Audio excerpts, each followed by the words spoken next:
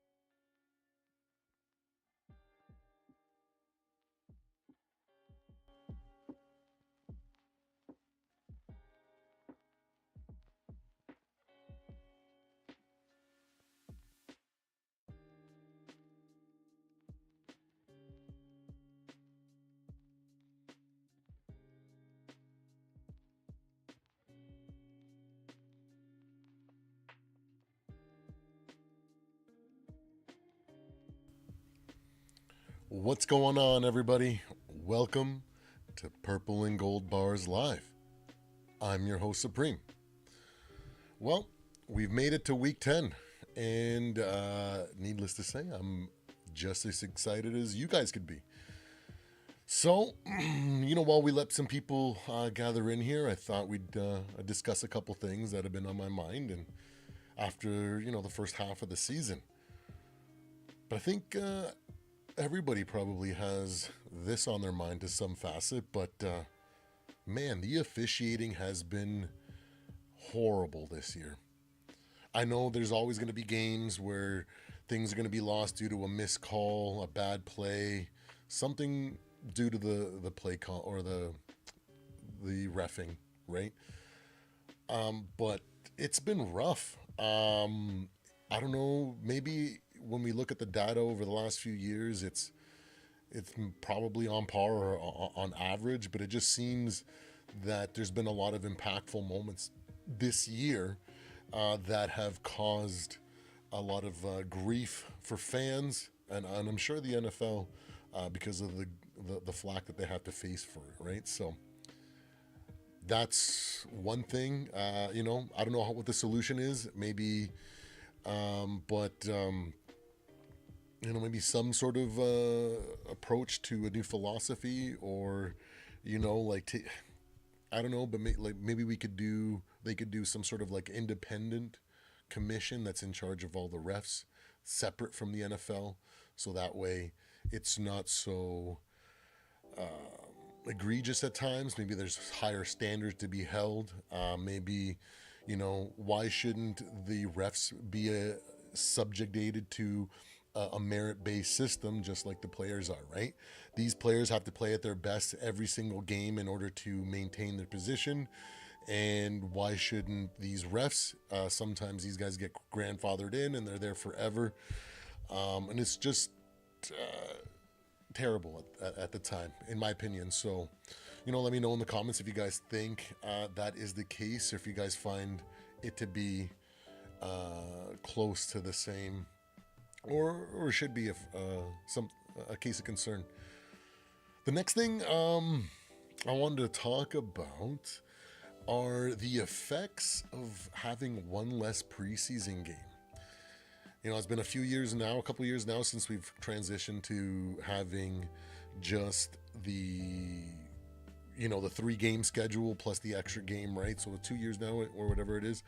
And so far, we've seen a lot of rough starts. The approach that teams are taking, in which they are using preseason, doesn't really open up too much time for starters to kind of get semi into the swing of things before the first week of the season.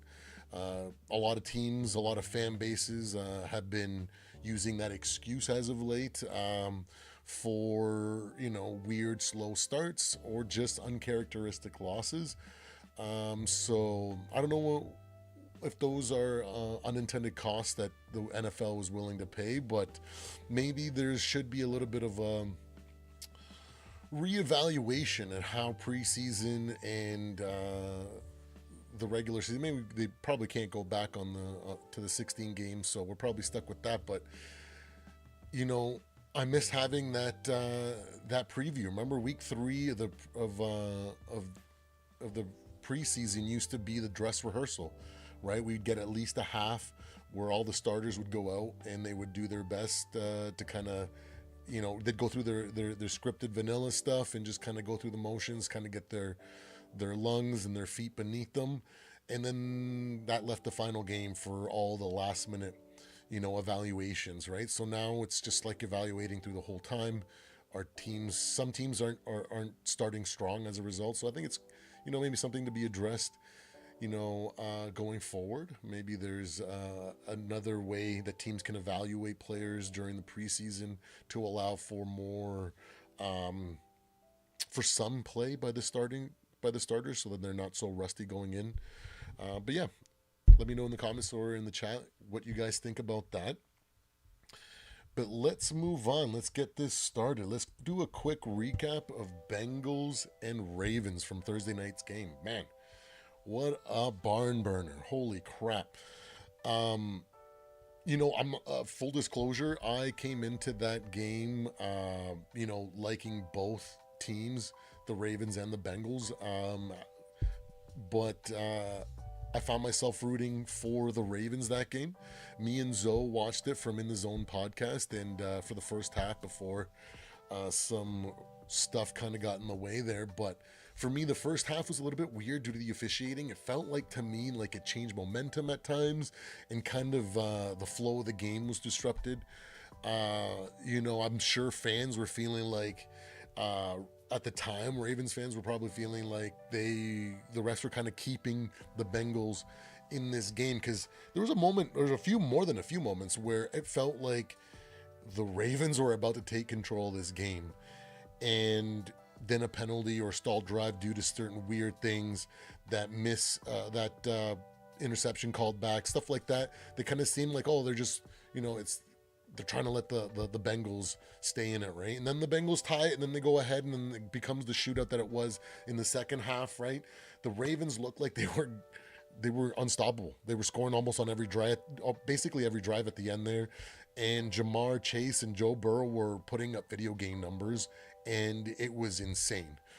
I get the decision to go for 2, but my issue with it is, like, why not just go to Jamar Chase? They were forcing everything to him and using him so well before that. So why not draw something up there? I'm sure they had tons of plays lined up for first and short, goal lines where, they can create some sort of separation for Jamar. But they kind of got a little cute. Maybe they thought, there's no way they're going to expect us to go to the backup tight end or whatever they went to, right? So it just felt like it was a weird gamble. Like, if you're going to gamble like that, why not just gamble to kick the field goal and see what happens, right? Like, it's almost an equal gamble. Like, if you want to gamble, throw it to Chase. At least you have one of the best receivers in football and one of the best throwers of the ball in football.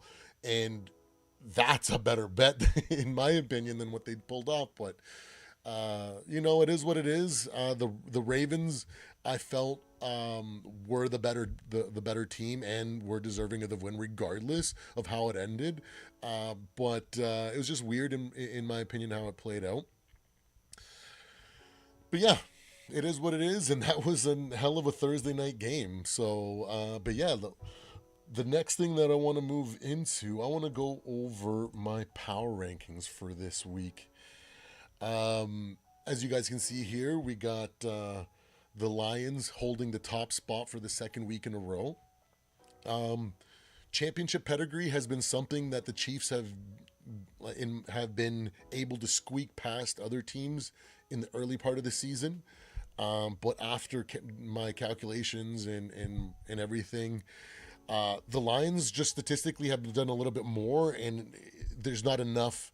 It's not close enough to be able to use championship pedigree as a reason to give it to the Chiefs. So for that reason, and because they have been playing like the best team in football, that's why they're number one. The Chiefs number two, of course, because they're right there, neck and neck, as well as then we got the Bills, the Ravens, Commanders. These three spots right there are super close whenever I tally up my numbers and do my calculations there. That like for example, like the Bills were like ninth, like not even like a week or two ago, after they had their second loss there, because the race at the top has been so close to start the year. So it's cool to see how it all ended up landing for me with the Bills, the Ravens, the Commanders. Wow, Ravens, they've been playing like one of the best teams in football. So top four teams, I don't think anybody would be upset, and I'm sure that over multiple different power rankings throughout the week, they were probably in first or second, right, or a lot higher than I have them. So, which is a testament in how good these teams are playing. They've all had different adversities and shown that they are one of the best teams in the league in different ways. But that doesn't take away the fact that they are looking the way that they look, and they are deserving, in my opinion, of those top four spots. The Commanders are like incredible job what they have done. I am not surprised at at what they've accomplished, because I am so enamored with Jaden Daniels, his work ethic, his ability to really stay focused on the things that matter. This man continues to just develop his foundation, and he's not rushing things. Doesn't have a big ego. He's not out there trying to win the game with his legs or with his arms and have this idea that he is the offense. He's doing the right things. He's learning how to run an offense, and he is so diligent that I am scared as a Vikings fan to what challenge it's going to be to beat him in the future. Because if he continues to solidify this foundation that he's got going right now, he could be better than Patrick Mahomes. So I just hope that this hard work and determination that he's been proving throughout the year continues to show that over the next, beginning over his rookie contract and as he develops into his career. The Vikings I have at 6 after a 2-game slump. They pulled themselves out of the contention of falling out of the top 10, top 12. Last week, if I'm not mistaken, they were 9th or 10th on my list. After dropping pretty quickly, they stopped the bleeding, but that's what good teams are supposed to do in these situations. The 2 losses that we had, as much as they hurt to watch, there were a lot of good things to see from those games. And it keeps me vigilant and optimistic, because the quality of this team, the adversity that they've faced so far, and they continue to find ways to win when most other teams, or even teams that I've witnessed, Vikings teams that I've witnessed in the past, would have folded or lost. So big props to my Vikings. The Eagles at number 7. Wow, what a dysfunctional start with a myriad of injuries, right? AJ Brown goes down with another knee injury. It's been a rough go for these Eagles. They're a talented roster. You can't deny that. And, they had their hiccups throughout the start of the season, but it's looking like they're starting to kind of gel and kind of regain some of that form that was lost. So that's why they climb up so high to my number 7th after a big win. Falcons, another team that's kind of in that same zone, which is starting to develop and kind of find their way. 2 big wins against the Bucks, and taking control of their division. So needless to say, they are a top 10 team. It's just so close at the top in comparison to have them contend. But I wouldn't be surprised if, as the season go, that the Eagles or the Falcons end up higher on this list, or even at the end of the season, right? Packers tumbling a little bit after a loss and some injuries and stuff. But after this start to the season, things that I found value in with my Vikings, the strength of roster, their way to overcome adversity, their coaching, have shown me that they are a much more talent-rich team than I thought or gave them credit going into the season. Going into the season, I kind of pegged both the talent or roster similar between the Vikings and the Packers. The Vikings maybe a little bit ahead, but not by much. And I put them both at a 9-8 record. You can check it out in my NFC North prediction video. And so, now that we've seen the season play out, they have taken situations where most teams would lose, and they've continued to find ways to win. I know they're coming off a rough loss, but their talent and their coaching, I believe, is going to keep pushing them forward, and why they belong in the top 10. The Chargers at number 10. Wow, what a win last week. They continue to make great improvements. Mr. freaking Zoe and Clinton, thanks for joining me, guys, hanging out. But what is going on with these Chargers, right? They seem to have stopped doing Charger things, which is incredible. And we find that Jim Harbaugh has been redefining that culture and bringing a new style of football. And last week to me was like a flash of what they could become. I don't know if they're going to be that dominant or that crazy this year, but in the next few years to come, they might be a really, really good football team. That was a hell of a game last week. That's why they land at 10 on my list. The Texans take a big dive. They are falling a little bit, but they are still a talent-rich roster. They have a great defense, really good, a lot of good pieces. They are suffering with a lot of injuries, but they have Tank Dell that's going to have to step up this week. Nico Collins, I don't think is going to come off because he hasn't really practiced at all. Hasn't even been remotely close to that kind of availability that they need right now. But good teams in this situation, up and coming young scrappy teams, find ways to win, right? And going into the season, they were a Super Bowl contender for a reason, because they've proved a lot last year and going into in this year, right? Despite some of their struggles. I think this is going to be a good situation for the Texans to kind of prove a lot of people wrong. They might be climbing up these rankings very soon. And the Cardinals, what a crazy win. They are starting to reach their form, very similar to the Eagles and Falcons, where they're starting to kind of find something. James Conner's a beast. Kyler Murray's starting to hit that zone. Marvin Harris, that connection between Marvin Harrison Jr. and him continues to be a work in progress, but there's a lot of things to like about this team.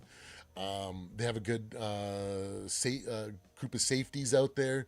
They have a lot of work to do. They have some weaknesses, but that's why they're just at the fringe of the top 10 and just looking from the outside in. But that's kind of a good little recap of my Week 10 power rankings. And now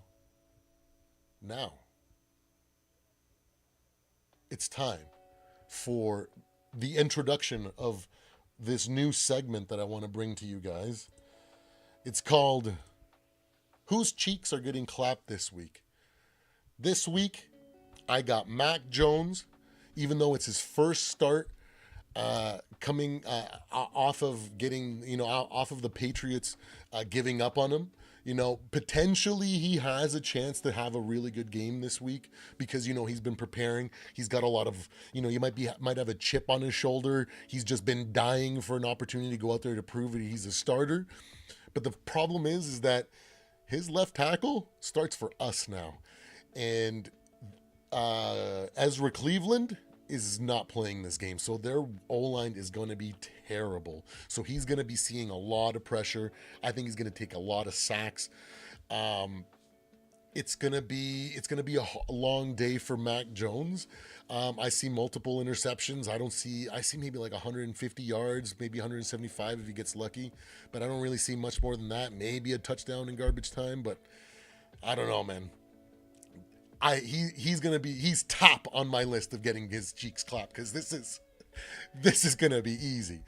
That brings me to the next, I guess not person, but the unit that's going to get clapped in just together. They're just going to be bending over and taking it all day. Is this Jacksonville Jaguars offensive line? I already mentioned that they've lost their left tackle, and their backup gave, I forget the stat, but it was a ridiculous, I think it was like 12 pressures and like 2 or a sack or something like that last week. And then Ezra Cleveland's out.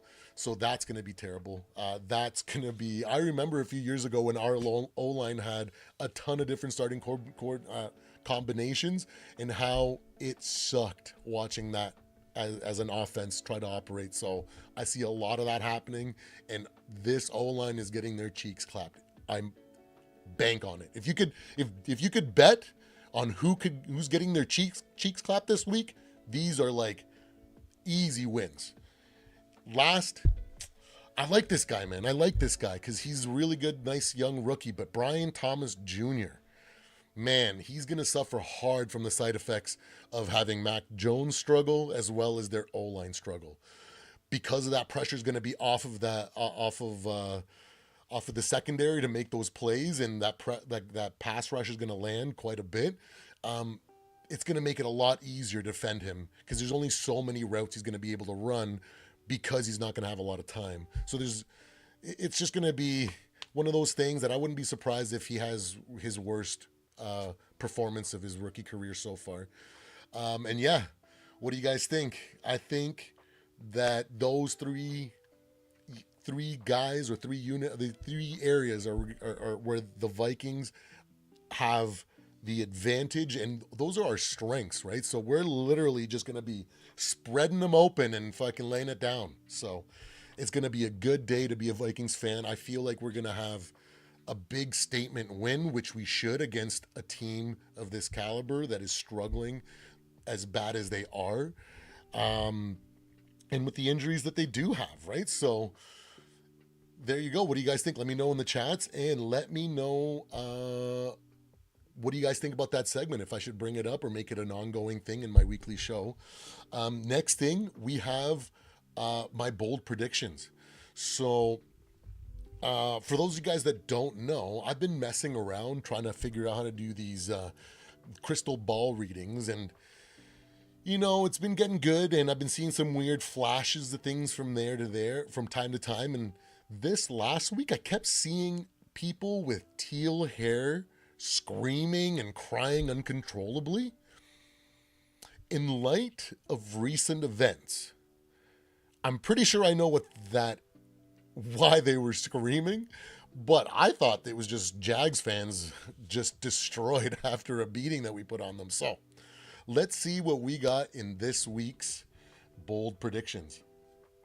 All right, let's see what we got for this week's game. Oh, it's the first quarter. Whoa. Sam has 2 touchdowns, 136 yards. Aaron Jones has 87 yards rushing and 26 yards receiving. And Jettas has 82 yards and a touchdown. As for the Jags, well, they've only taken 3 sacks when it could have been 5. That's brutal. Let's keep this moving, though. Whoa. There's 3 minutes, 56 seconds left in the third quarter, and Sam has 6 touchdowns.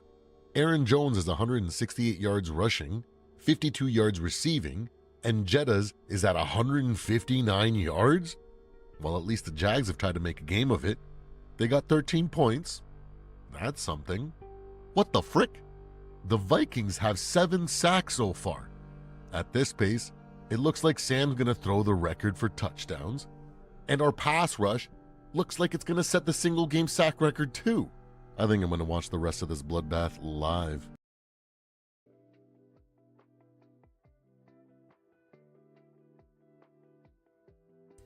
Well, there you have it.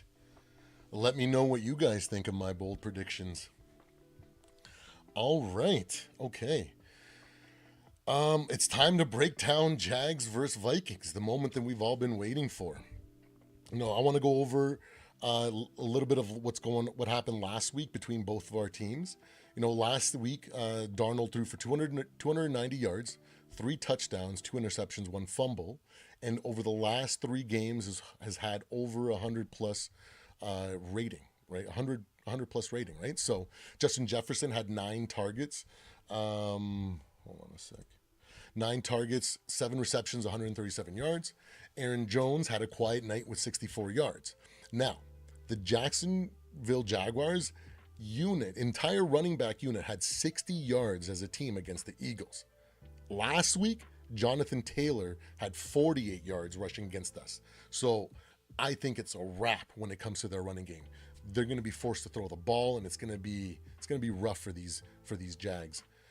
On top of that, Barkley ran on them for 159 yards at 5.9 yards per carry, a touchdown as well. So he looked unstoppable.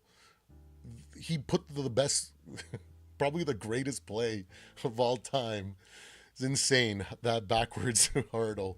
I heard someone say that it was like he was like a video game he was playing. He looked like a video game player out there, but I have never seen anybody I've never been able to do anything remotely like that in a video game. So he's doing things that even video game developers can't even imagine.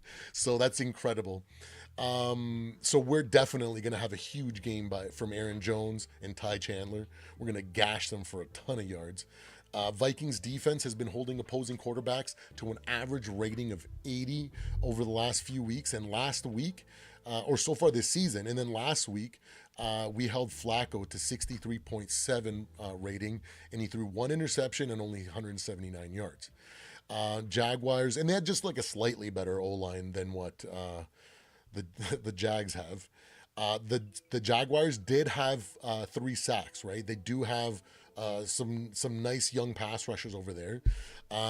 We did give up 4 sacks against the Colts in 35 plays, so there is going to be some issues there. But like always, I expect Sam to be rolling out and feeling that pressure, and it won't make.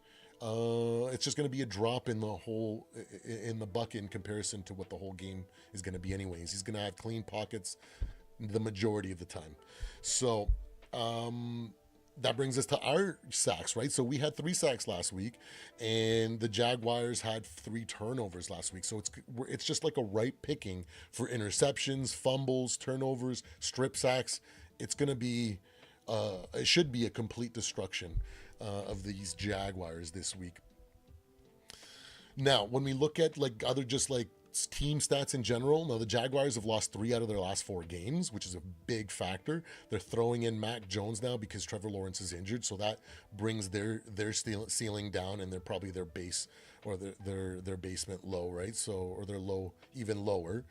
The Jaguars are also allowing the 2nd highest rate to receivers this year, which means that JJ, Jordan Addison, Naylor are going to be just eating all day. The Jaguars' pass rush or pass defense is last in the league, so even more reason to think that we're going to have a dominant performance from our receivers. And the Jaguars haven't been doing all too bad. They are putting some points up. They do have an average of 21.7 points per game, which is 18th overall. It could be worse. It could be 32nd. So you know who you are, who's scoring like that low. But in their third down conversion is 30th in the league. So they're terrible at converting on 3rd down, and we're incredible when we're on 3rd down, especially 3rd and long. So, which I imagine them being in all day. When the Vikings offense is out there, we're averaging 26.7 points per game, which is 8th overall, and our 3rd down conversion is 9th in the league. So I don't imagine it's going to be difficult at all for us to move down the field and score easily. The one thing is, though, Darnold has been sacked quite a bit, and he is sitting 25th in sacks taken, and they do have, oh my God, what's his name? this nice young guy. Oh, he's got, I forget the pass rusher over in I forget, but they got a really nice young pass rusher with the Jags right now. That oh yeah, no, Josh Allen Hines. Yeah, he can do some stuff. So there is potential of some sacks going our way. But our defense is where I think is going to be the biggest factor. We're allowing 18.8 points per game, which is seventh overall. And on third down, we are the fourth best defense in the league, which is massive when they're 30th in the league in that situation. So it's going to be an easy game. Also, the Vikings are seventh in sacks this year, so we're doing really, really good when it comes to sacks. And it's a little bit deceiving because sixth and seventh, we're tied. We have the same amount of sacks on the year, so they just, I don't know why. Maybe they have a half sack more on us or something like that. But that brings it down to all the stats and the things that I wanted to cover in regards to the Jacksonville Jaguars versus Vikings game. I think it's going to be a mollywhopping out there. I think we're going to put up.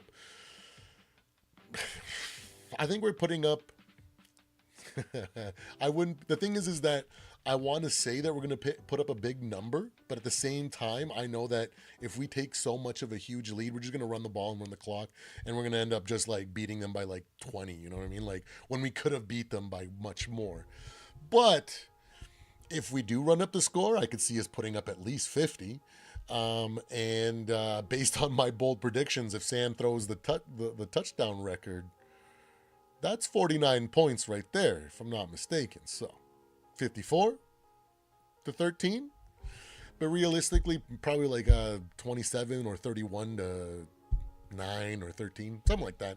But it should be a complete destruction, and I don't think the Jaguars are going to make it controversial like the Colts did last week. And it wasn't really the Colts that did it. It was ourselves that made it look worse than it really was. So it is what it is.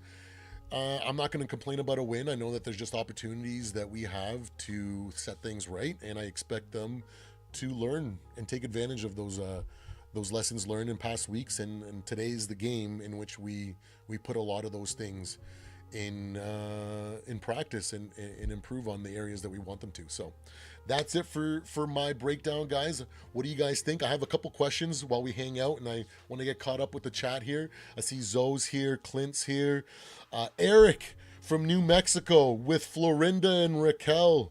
Welcome, guys. I honestly think it's going to be a slaughter as well. I'm excited to see what happens. Hey Zoe, are you still in here? I saw the Peanut Bowl game. Your nephew was number 1, right? I hope he's okay, dude. I hope it was just a sprain, nothing crazy bad. Because it was wild. If you guys, yeah, it started off strong, man. That was a hell of a touchdown run to start the half. But anyways, yeah. What are you guys thinking? I see some scores here in the chat. I got Clinton 35-13. And I got Eric saying 24-6. Man, 24-6, that'd be a heck of a statement too.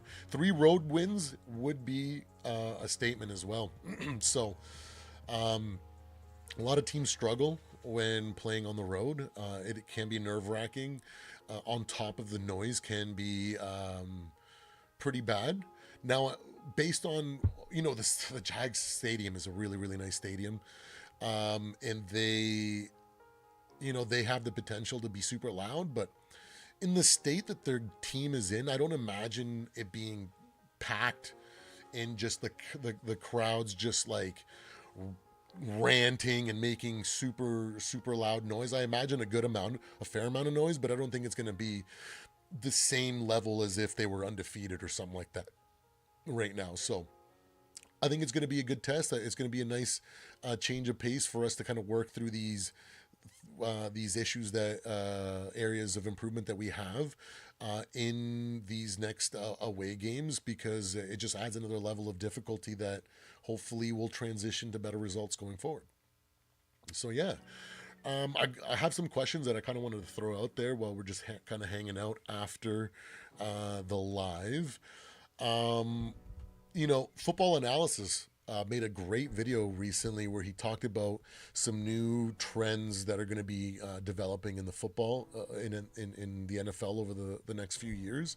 One of which is that he proposed that we're going to see a resurgence of the old ways of developing a quarterback and even starting him, right? What do you guys think about that? Like, for me personally, I think there's going to be a few teams that are going to are going to go to that old way. There's still going to be a lot of young, open-minded GMs out there that are going to still be taking the new way approach, right? So I think it might be a hybrid where some teams will do it and some teams won't. But I think it's definitely going to be, in comparison to what we have now, where we have very little starting rookie quarterbacks sitting before they play. I think we're going to see more of them sit, because certain teams, can throw out a rookie out there, and they have a good organization and they have good game plan, good coaching, stuff like that, and maybe they don't have a full roster to be able to handle a rookie quarterback like we did when we drafted JJ, or even the Commanders are looking like they have. Those teams shouldn't be starting these guys, right? Like the guy in Carolina right now, Bryce Young, right? Caleb Williams struggled, right? If he wasn't as good of if he didn't have as much talent as he did, he might have struggled a lot more or even done worse, right? We're seeing him hit some more slumps now that his competition is starting to ramp up. So hopefully we'll see how that plays out. But in the long run, I think that maybe we should the majority of the league should probably kind of sit a lot of players before they or quarterbacks before they start them, right? Clinton makes a great point there. More running schemes that would revitalize the running position, right? Because if you're going to have a bridge quarterback or a veteran out there, you're going to need a strong running game to give him a little bit of breathing room to be able to work, at least. And then that also translates for when you do start the rookie late, a year or two down the road, right? Or if an injury happens, right? That running game is crucial, right? And so maybe the value of a running back or that position or the way that it's schemed is something that needs to be looked at or valued more. So, it would change a little bit the way the NFL looks, I think, but I don't know about you, but I'm sick and tired of seeing young guys that have worked extremely hard for their opportunities to get this far. They're like in the top percent of athletes that have the ability to not only make it there but get drafted and then actually succeed to some level. And for an organization to kind of just throw that all away, and like RG3 comes to mind, Carson Wentz comes to mind, like we're starting to see certain quarterbacks struggle because of it, right? And those guys deserve better, right?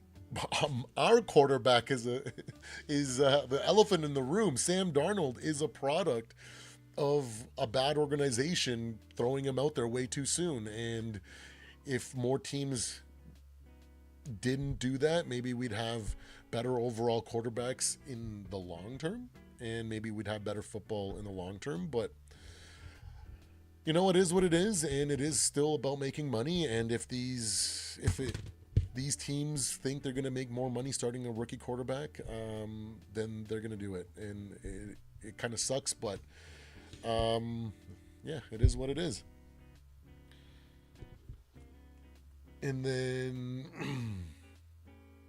yeah, they definitely ruin quarterbacks, putting them out too early, Clinton. And yeah, I also agree, Eric. The Jags shouldn't give them any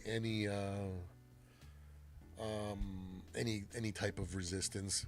I imagine there's going to be some situations in which they're gonna get maybe a couple field goals here and there. They're gonna do maybe something in garbage time, but when you look at it in the totality, even as the way that it plays out, it's just I feel like this game should look complete dominance from start to finish, regardless of how well the Jaguars play, You know what I mean? Like, even if the Jags put up 22, but we put up 47, you know what I mean? Like, and we just completely handle them from beginning to end. You know what I mean?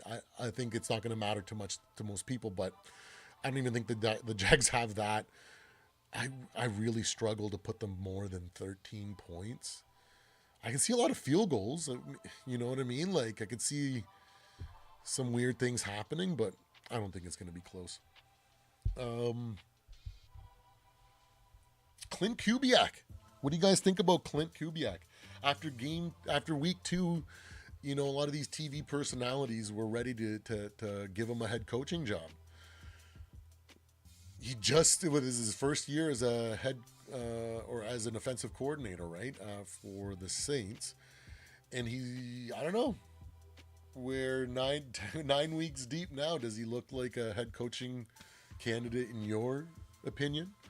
He has been doing well, even when he did well with Spencer Rattler. Like, he hasn't done bad. He hasn't looked horrendous. He looks like he's got a lot to learn, right? So why compound him learning how to become a full-time offensive coordinator in the NFL? Compound that with learning how to become a head coach. So I think it's a little bit too premature. But what it is a good sign to me is that we have a lot of young and up and coming coaches in the mix, right? So when a lot of these older coaches like Reed and everybody kind of like moves on, we have a lot of young up and coming guys that potentially are going to step in, and we're going to see a whole new football in probably like 10 years, maybe 15 years, right? So it's going to be a completely redefined game. The refs, man. At the start of the live, I did a little bit of a rant about how terrible the officiating is, just to kind of give some time for people to kind of make their way into the stream. But these refs, man, the officiating has been hot garbage. You know, maybe it's recency bias because it's just so in our face, especially as a Vikings fan after 2 egregious missed calls, and then seeing it throughout the league, right? I didn't really see. I didn't really get to see wholeheartedly that interception at the end of whatever quarter that was for the Ravens that got turned back. I got to see it a bunch. To me, it looked like an interception, so I don't know. To me, it seems like the reffing has been so bad. It's been affecting momentum. It's been affecting the flow of games. And that, in my opinion, changes the outcome of the game enough to where it could change the winner or the loser. Thank goodness the Ravens still were able to kind of hold in there and take over. But had they lost after... I don't know, man. It was weird, though, because I kind of fell into that. I was rooting for the Ravens that game, so I kind of felt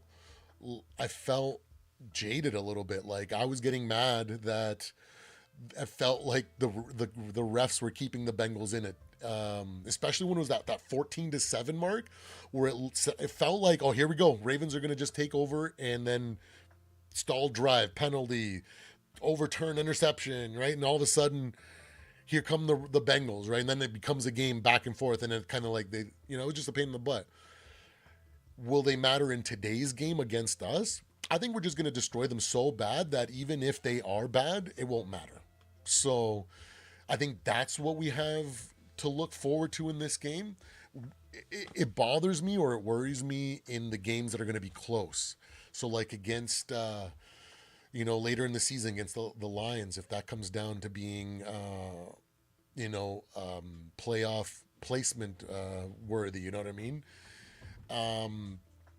In up and coming games, we're needing wins against divisional opponents, right? Because divisional opponents, regardless of how bad, I've been watching since 2009 now.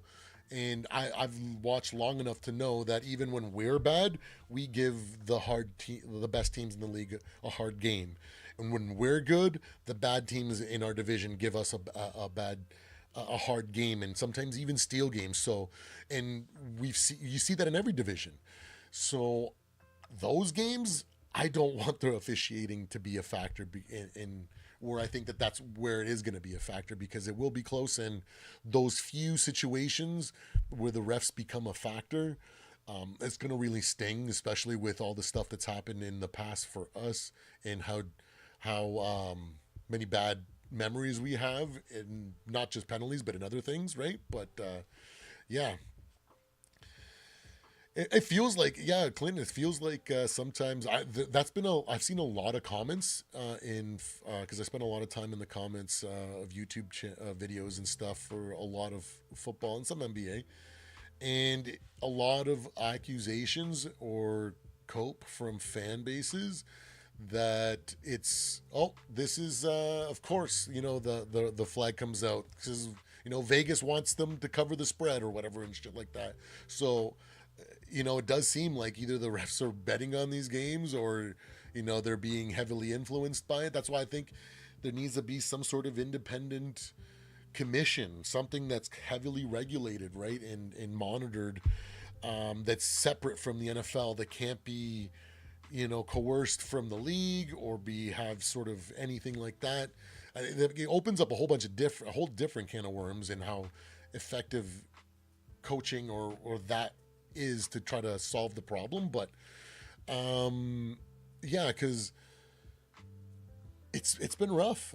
the refs have been rough, but I don't think it's going to make a factor in this game.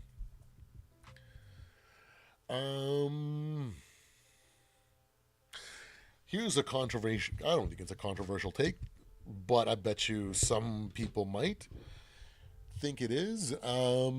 Do you guys think that the only way the Browns can change their future is to sell the team and relocate it? Do you think that that's like the only thing? Because they've done quite a lot of things, a lot of bad decisions. Let's say way more bad decisions than good decisions, right? They've made a couple good decisions, right? Like Stefanski's proven to be a pretty decent coach, right? So like they have made some good decisions, but bro, I feel like they gotta go, man. Like they're so bad. Like dysfunction can't be something that continues to hold your team back. Organizational dysfunction, I mean. It's just so bad. Like I understand when when you got the Redeem team or whatever that Eagles team called themselves, right?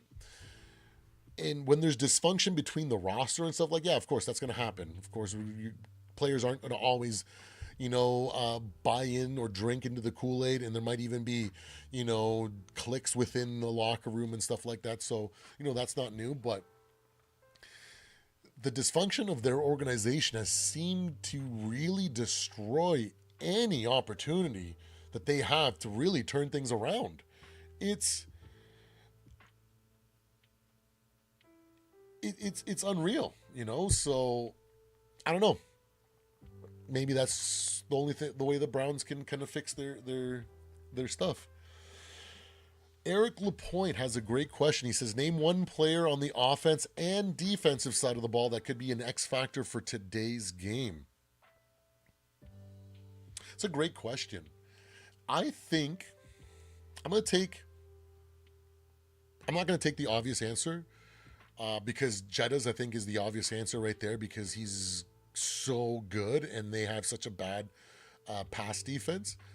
But I think what's going to be the biggest factor, I think it's going to be Cam Robinson and the impact that he has had this week, kind of giving the insights to his fellow O-line and how the Jaguars like to pass rush and what he has seen.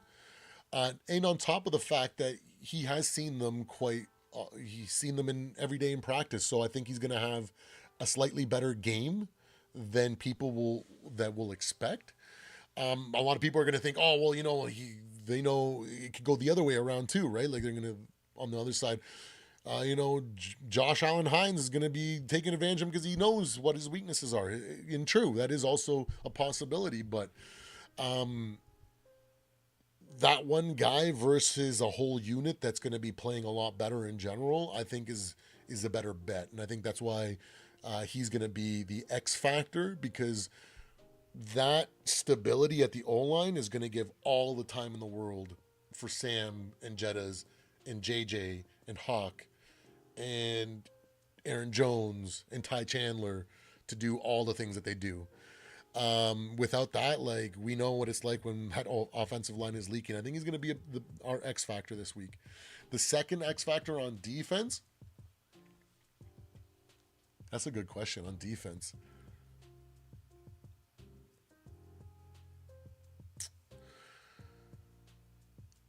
I'm going to say, who's our interior rusher? I want to say, is that Pat Jones the second? He's mostly been inside, right? No, he hasn't, or has he been opposite? No, he's been more inside. Him and Harrison's been in the inside. I feel like Harrison and like Pat Jones are gonna be doing a lot of work, but my X factor, maybe I'm a little bit high on last week's gameplay by Mr. Diamond Dallas Turner, as some people like to call him. I think Dallas Turner might have a big game. You know, he seems to continue to gain some confidence from Brian Flores in the defense. He played a lot more. He had a really good game last week. And I wouldn't be surprised, because I think Cashman's still out, that if he gets a little bit more opportunities, and because he's just off the radar, because they're going to be preparing for Grenard, for Harrison, for Patrick Jones, right? For Van Ginkel, for Pace, right? They're not really going to be looking at Turner, right? So maybe. That might be a stretch for an X factor. I know, but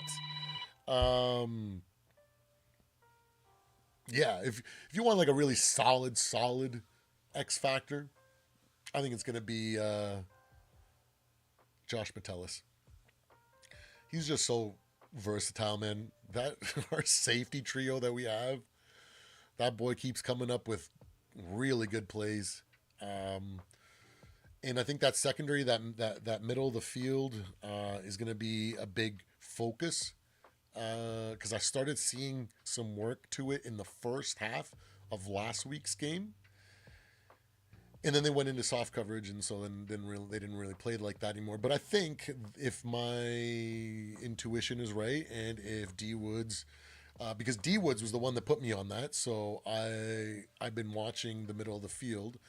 And how we play that, and I think Metellus might be our X factor on defense.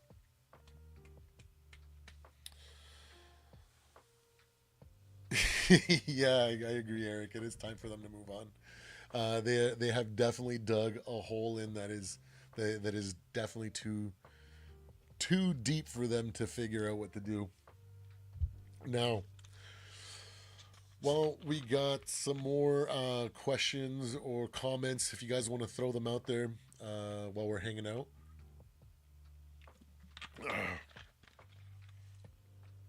I have a question for you guys.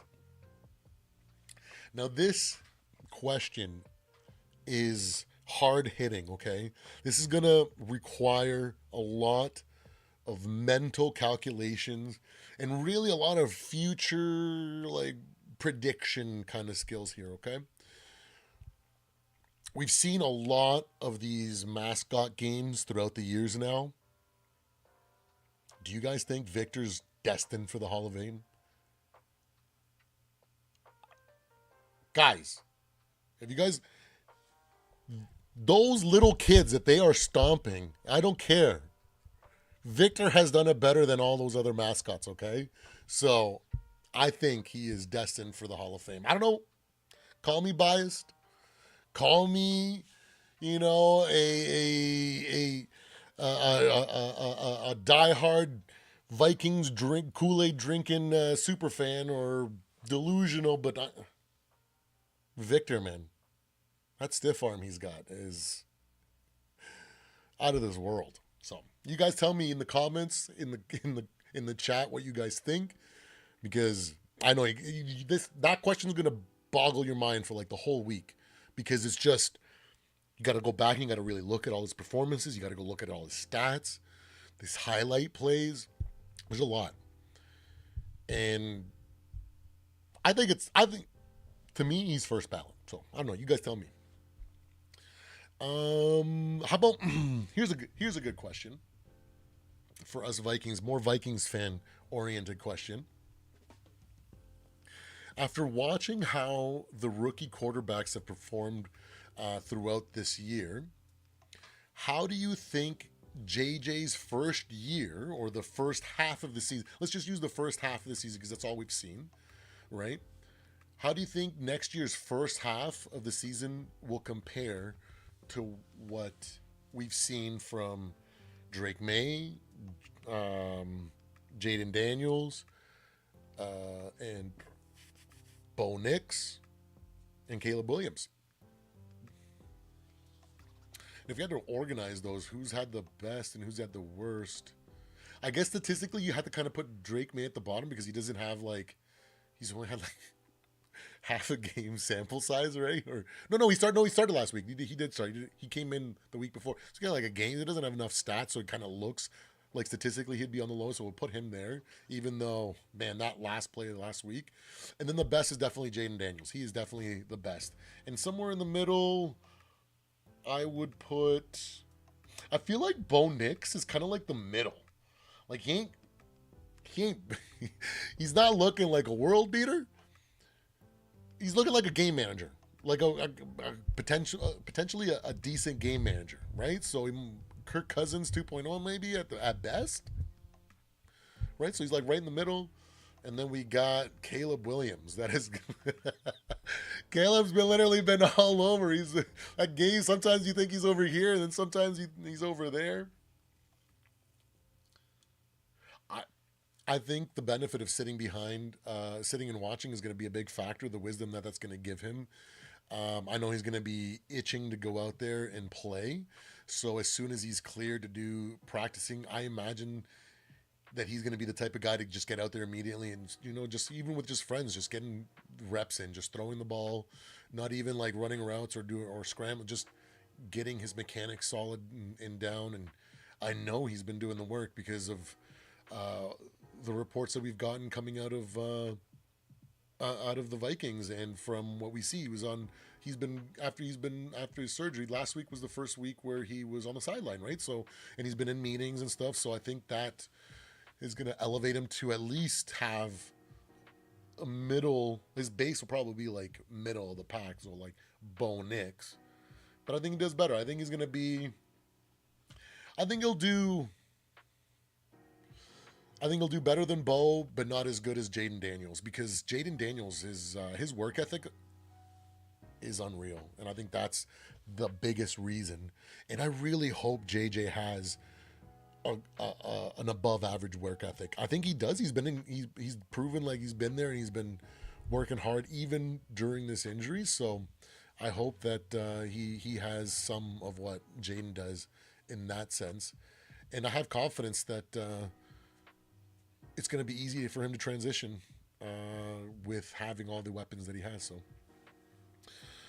And then Eric says that his X factor on offense is Jones and Akers.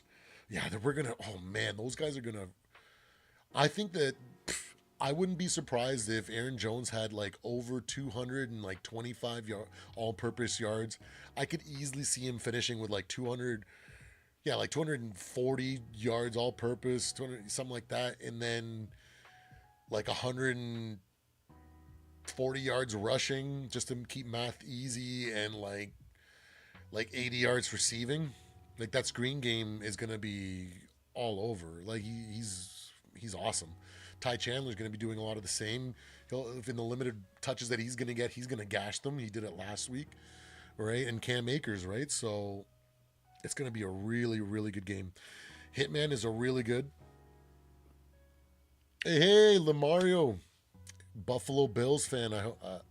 Thanks for stopping by and hanging out with us, man. A little bit earlier, we did our a recap of my power rankings. If you want to check out that video, I got Bills third. They're freaking awesome, man. I think these top 4 teams that I have on my power rankings are playing like the best team in football in their own different way. So, like, I don't. If you're a Bills fan, if you're a Lions fan, if you're a Chiefs fan, if you're a Ravens fan, I, I wouldn't. I would be so happy right now. Oh my gosh, you guys have something special going on right there. I really like. I really like your running back, James Cook too. He's doing really good. Um, Josh Oliver's performance over the first half of the season, I think he's been doing solid. Like he the things that he's supposed to be doing, all the blocking and stuff like that, his primary duties, he's been doing really well. And then he's caught a few balls out there that. Thanks for the sub, man. I really appreciate it. And but yeah, like he's gotten a few good balls. He's caught a few good passes. Last week with that touchdown, incredible. He got 2 touchdowns. I think he's got 2 or 3 touchdowns on the season now. So I think I give him an A+ for what he's been doing. I love having him as our second string tight end. When I see him and Hawkinson out there and they're both playing at their best, I just know that, like, if there's nothing to JJ, if there's nothing to Addison, we got our safety blankets, man. We got we got Aaron Jones, Hawk, and Oliver too. Like, man, we're laughing. Our offense is loaded. Lefty, what's going on, buddy? We're just hanging out at the end. We're just kind of having some questions at the end of the preview, and just kind of going over some stuff. Oh man, I grew up watching a lot of WWE. I kind of stopped after the Attitude Era. Not that I dislike John Cena or anything like that. It's just I kind of grew out of it around that time. I started chasing girls and playing sports more, and I started getting into different hobbies and different things, and I just kind of like left it by the wayside. I've been kind of like noticing it more. I feel like, I don't know, maybe it's YouTube that's kind of like showing me clips and stuff like that, but like more and more of it. But like yeah, I had a lot of fun during that time. Lefty, you excited for this game, man? I think it's gonna be an easy molly whopping going out there tonight. I did my segment earlier. We did my bold predictions, and I basically implied that Sam Darnold's going to throw the record touchdowns in a game, and that we're going to get the team sack record this game too. That's how bold my predictions. Oh, and then that essentially that Aaron Jones is going to have like a ton of all-purpose yards.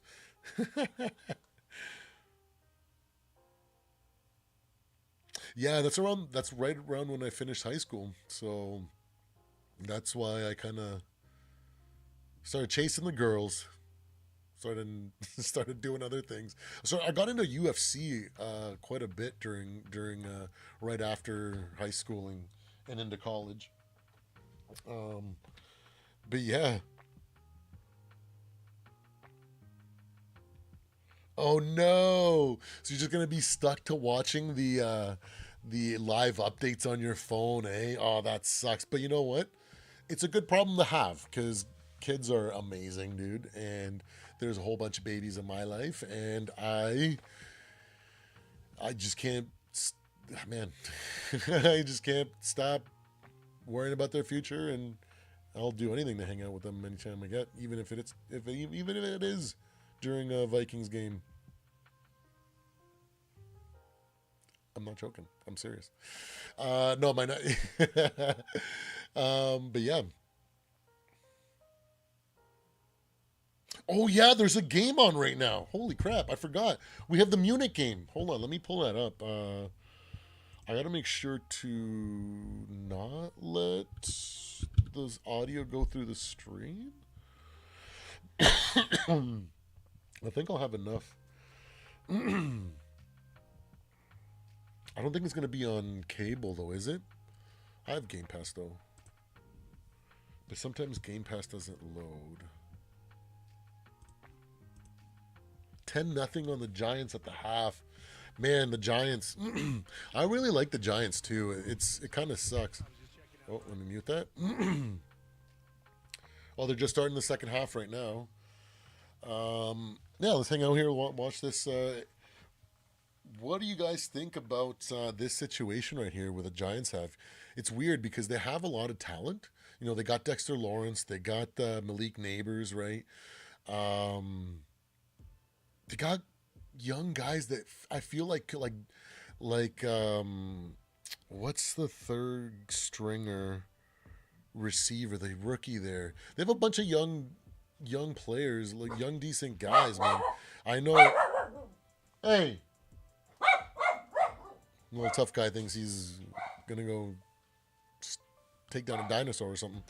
But anyways, yeah, no, man, Daniel Jones. You know what? I love what is happening to Daniel Jones because of what he did. We built him after that game. After that playoff game, like that's where he got his freaking his notoriety, his big contract. He got paid, and now he's going back. You know, he took advantage of one of the worst defenses that we've ever put out there, you know, they've regressed to the mean with he has, and Dable too. Remember, like 2 years ago, Dable was supposed to be like this new up and coming guy that was supposed to kind of like put them on the map, and then like now look at him, man. Like I feel bad, you know, because like there's some players that I like on that team. Their left tackle's out now, but Andrew Thomas, right? So that sucks. Oh yeah, and they're the Tracy kid. They're nice new little running back kid. You know, like they have a little bit. They just don't have enough to freaking. They're struggling to compete against the Panthers right now. And we got a flag on the play. It's third and long? Third and short? That's bad. It's looking bad. But yeah. Oh, yeah. Well, the bar will have the game on. That's true. Yeah, so you will get to see it. But you'll be focused on chaperoning and doing all that fun stuff. Handling the old raffle. That's wild, dude. All right, we got the third and... Oh, they got a third and second. Let's see. Third and short. Let's go. They run the ball on a RPO. Oh, and he falls for the first down. Hey, not bad. Nice. Yeah, that's the O-line and the running back refusing to stop, you know, keep freaking churning his legs. He just kept going. He didn't give up. That's what you want to see from a young running back too. How's freaking? Let me see the box score because this allows me to see. Daniel Jones is 6 for 14, 54 yards and an interception. Hot garbage. Sorry, I try not to be negative. I try to be as positive as possibly can, and I'm sorry. I'm kind of letting my my shower thoughts get the better of me. Yeah, he's not doing so hot. They really need to move on. Tracy's got 11 carries for 52 yards. He's averaging 4.7. That's real good. Wan'Dale Robinson. Oh no, Jalen Hyatt. Jalen or Jaden Hyatt. He's got one catch for 19. That's the kid that, like, I feel like coaching is what's messing that up.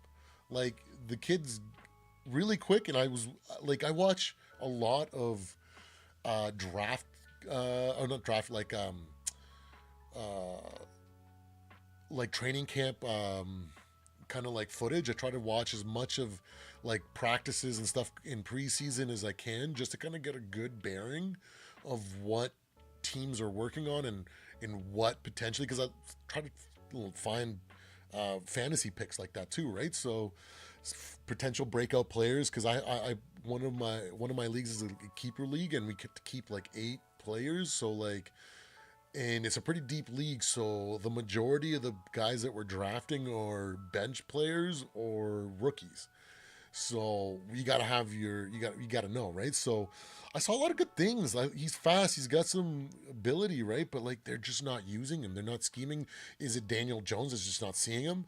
Is the pass rush breaking, or is the pass defense or the pass block breaking down before he gets a chance to see him or look to him? I don't know what's going on there, but it's definitely not a good sign for their coaching staff because it continues to be a thing. And it sucks because TP, if you guys haven't checked out TP the Way Giant, he's a channel friend of ours here and a buddy of mine, New York Giants channel, and I want them to win for him. You know what I mean? It sucks to see them go through it, right? And but I feel like it's we as Vikings fans have been there too, right? Like we had a few years like that where we weren't very good. I've seen it from the Christian Ponder days to the Matt Castle days to the Sam Bradford. Like there was just times where we weren't good, and I remember how much that sucked. And I remember completely checking out of those seasons and just being angry. Like I remember seasons where we were so bad. I remember like when I first committed to being a diehard. I forget what season it was, but we lost so many games. I don't even, and I watched every single game. And I think halfway through the season, I started watching out of spite because I was like, I just, it sucked.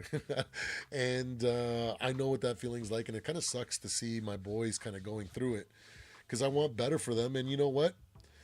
It's always darkest before dawn, right? So maybe they have to deal with all this BS that they're dealing with before they move on. And I mean, the competitive rebuild that they did, it didn't work, right? So maybe they need to just like hire a new coaching staff, start from scratch, and actually do like a full rebuild, something that's actually going to give them some future, because I feel like they're just lost right now.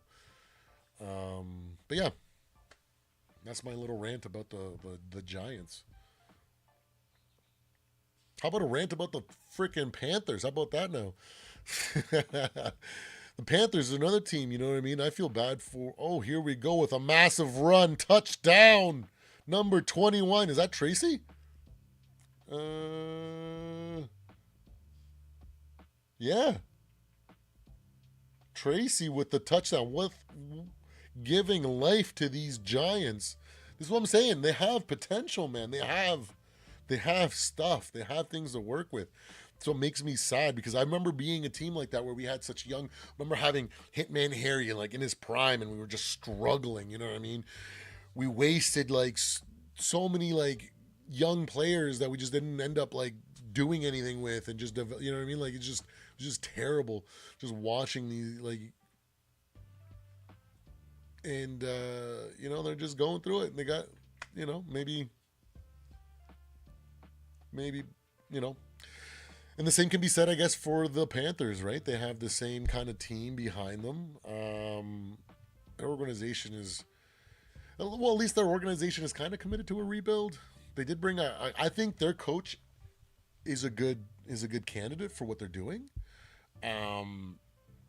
So, yeah, like, it's just not progressing like I think people should or want them to do. I think it's a little bit of a factor of our society now that we want such a quick turnaround, right? Like I remember rebuild used to take 3 to 5 years before you started seeing any kind of like really return on investment. At least like year 3 and 4 is when you started to see teams start looking like what they could become, right? Not like now where people are trying to do it within a year or two. You know, some people want it to be done in a year, right? So like, but you know, we're in that kind of era of society, I guess. Kind of we're a little bit impatient, and we see examples of other teams doing it. So why not us, right? So I get that, and it's just kind of the way that football kind of progresses over the years. But it is what it is. And what time is it? It's 11:22. I have a little bit of stuff to do before the game. Any last questions, comments, concerns from anybody in the chat? I really appreciate you guys coming to hang out with me on my game day live, I guess you could say. I hope you guys enjoyed the format. I was trying to today was kind of a little bit of a dry run to what I'm going to be hopefully launching this Tuesday, where I want to try to get a full show out where I got like different segments and different kind of feel like an actual sports talk show, where like I can clip stuff out and actually send that out individually as videos as well. Like today with when I did my crystal ball reading video, which you guys know, if you guys, or for those that are coming back and have seen my prediction videos, that's how I do the format that I do my bold predictions in, right? So allows me to kind of get everything out and about, and then just kind of be able to focus on other things, because I want to start me and Zoe want to start doing a live talk on Tuesday nights, right? Football talk, where we just kind of just, chop it up about football, NFL, kind of toss back ideas of what we're thinking, right? Because we're trying to develop our lives. Like any one of the YouTube creators that you watch, we all have to kind of sit down and cultivate our arguments, right? I used to do that when I used to work in a warehouse, and I'd just like chop it up with my boys, and we'd all throw our own arguments back and forth, and it kind of made our arguments stronger, right? And I kind of missed having that. So I think me and Zoe are going to try to do something like that on Tuesday nights going forward. I think this Tuesday is going to be the first night that we're going to try to get it out there, if not the following. And yeah, kind of set up the start of the week where we can kind of talk football and kind of maybe have an extended reaction to the week before, and maybe even talk about the games, and just talk about things that you guys want to talk about, and argue about the things that that really got you upset about when it comes to football in general, or when it comes to the Vikings in general, or when it comes to a specific player, whatever it is, whatever you guys want. That's what we're going to hope to bring to you guys on Tuesdays. Angel, thanks for hanging out, man. Cheers. I really appreciate you guys. And with all that being said, guys, I really appreciate you guys. And I'm going to go make lunch or get food ready. I got to go do a couple errands before the game. I think we got the 1 o'clock start, if I'm not mistaken. That's how discombobulated I've been. I wanted to get this live out yesterday afternoon, but I was having a hard time getting it all structured. Man, these guys that put on morning talk shows on television and on YouTube, mad props up to you guys, because there's a lot of work that you guys have to do before you even start, right? So big props to everybody, and I hope you guys have a great football Sunday. I might jump onto a live watch party with someone, so keep an eye out for that. I really appreciate all of you guys. From the bottom of my heart, every single one of you guys that have subscribed and dropped a like or a comment. It really means the world to me, and I hope to continue to improve and get better, so you guys enjoy the content. And it's only the beginning, right? I want to do this because it's the start of the JJ McCarthy era. So this year's just year one for the channel, just like it is for JJ McCarthy and the Vikings. So let's go Vikings. I'll see you guys on the next one.